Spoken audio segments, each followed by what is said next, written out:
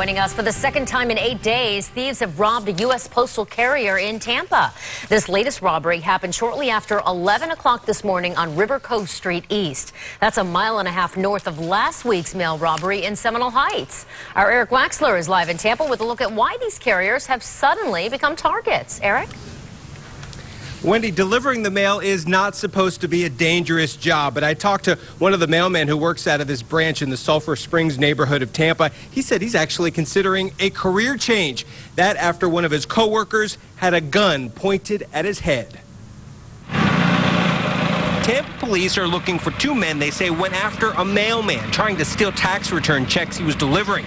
Investigators say the postal worker was sorting through mail in his truck this morning when he felt a gun at his side and heard the chilling words, "Don't move." He looked at him and he said, "Don't look at me." He took the gun, he pointed it at his head, and he told him to drive. Then the suspect asked the mail carrier for the checks, referring to the tax return checks commonly delivered this time of year. It does make them a target, and yes, it's absolutely scary.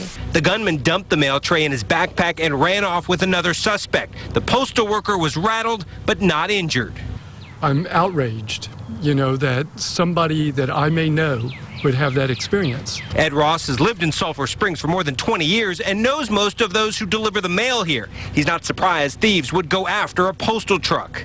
This neighborhood especially, but in many neighborhoods similar to this, the economic situation is of desperation. Police say this is likely connected to various tax fraud schemes they've been dealing with lately. Another truck was broken into last week. The driver wasn't inside, but thieves made off with more than 200 pieces of mail.